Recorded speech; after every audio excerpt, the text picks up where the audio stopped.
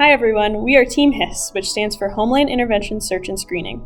My name is Jensen Schram, and I'm the team lead and technical writing lead for the Automated Contraband Detection System project. These are the other members of the team.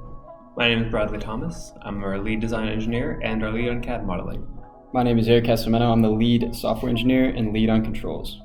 Hi, I'm Jason Chau, and I'm the treasurer as well as the machining lead. Over the course of this academic year, Team HISS has worked with our partner and sponsor, Veros Global Solutions, to rapidly prototype the Automated Contraband Detection System, a device which tests for the presence of illicit narcotics in parcels shipped through the mail. This project is important, and the Automated Contraband Detection System was designed to fill an existing need and gap in the industry. Over the last 5 years or so, drug overdose deaths in the US have been on the rise, and in the last year, they climbed to 100,000, with 3/4 of those due to opiates. Synthetic opiates such as fentanyl are extremely potent, and even small amounts can be lethal. As smuggling of synthetic opiates becomes more common, these substances pose a greater safety risk for parcel screening personnel and canines. At this time, there's no other existing method of identifying what substance is contained inside of a closed parcel. This means screening personnel are opening suspicious parcels with no idea if they will be exposed to a more or less hazardous substance.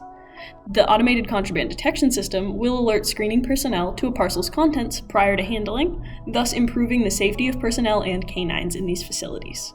This technology has the potential to revolutionize the inspection process by using automation to decrease the amount of work that must be performed by hand. Most drug-sniffing canines are severely overworked, and not every parcel can be opened by hand. There's just not enough time. Processing parcels using an automated system will cut down on the time spent per inspection, allowing for more thorough screening without causing any shipping delays. Veros Global Solutions chose to pursue the development of the Automated Contraband Detection System in order to fill this clear market gap, and this research and development qualifies for funding under the Interdict Act of 2018. Team HISS has participated in the initial rapid prototyping of the design in order to provide a proof of concept that can be used to obtain this further funding for continued development of the system design.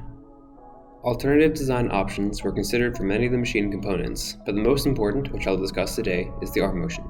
The actuation method of the arm was narrowed down to a choice between linear screws and belts, as both have similar functions and capabilities. Linear screws were chosen in part because they have a longer lifetime. As for the structure of the arm, team decided between using a claw machine style, in which there's a vertical arm with 2 degrees of freedom, and the 3D printer style, in which there's one horizontal arm that moves vertically and a head that moves horizontally along the arm. Team HISS chose the 3D printer style because it has a much smaller footprint and better stability than the claw machine type arm. Speaking of 3D printers, Team HISS used 3D printing to prototype and manufacture many components of the machine. There were many iterations for the most parts, because tolerances had to be adjusted in order to achieve a tight fit between components, and because there were some breakage issues that led to reinforced designs. After multiple iterations and some trial and error, we were able to create clean prints of important component housings and attachments for the final design. The final prototype can be broken down into 3 subsystems: the framing, the sampling head, and the system controls. The framing system consists of the extruded aluminum, 3D printed housings, lead screws, and guiding rods. These components are responsible for the housing and supporting of the other systems during operation. The sampling head consists of the piston, vacuum head, and needle attachment. When the sampling head comes in contact with the top surface of the package, the vacuum head will lightly grab onto the surface, and then the piston will extend, puncturing the package and extracting an air sample. Lastly, the system controls consist of the microcontrollers, sensors, and stepper motors. This system determines the package location under the frame and moves the sampling head to the top surface of the package. The pneumatic piston, a key part of the sampling head, is powered and controlled by compressed air and a series of electronically controlled valves. Once the sampling head reaches the package, a switch will be triggered, and that will cause the valve to open and extend the piston, and this will allow the needle to puncture the package. When the sampling head is retracted, the piston will also retract. During our testing, the goal was to find an input pressure that would puncture the box and not crush it. So for the size piston we used, we found that an input pressure of around 30 to 50 psi was the sweet spot. The main components of the system controls are the ultrasonic distance sensor, stepper motor, and Arduino Mega. The purpose of these systems are to locate the target parcel and move the sample head within an accessible range for the piston processes. Ultrasonic distance sensors determine the center location and height of the parcel on the conveyor.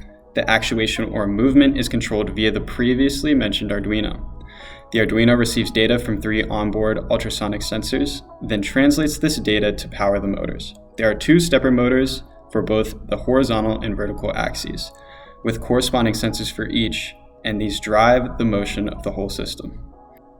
In the upcoming academic year, Veros Global Solutions has plans to continue our work on the automated contraband detection system with a second Capstone team here at GMU. This device will ultimately be used in commercial and federal facilities, and VGS has been pursuing federal funding under the Interdict Act to continue this research and development. In the future, a few design upgrades should be made to improve device functionality, including the addition of a second vertical motion motor and a more robust controller. Additional subsystems, including sample compression and data tagging, will also be added to the system as development continues. The future team working on this project will have the opportunity to work with the chemistry department to perform a mock test that proves the efficacy of the system Team HISS has constructed. This will involve taking a sample from a box containing a non-toxic sample substance and performing chemical analysis on it. Overall, the Automated Contraband Detection System project is moving in a positive direction, and we look forward to seeing where the future work takes it.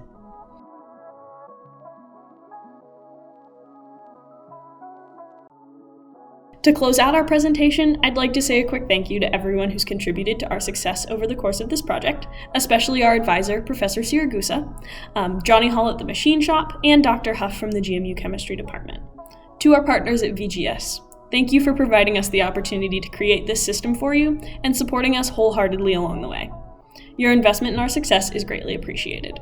And lastly, to everyone who's tuned into our Capstone presentation today, thank you, and we hope you enjoyed learning a little bit about our work this semester.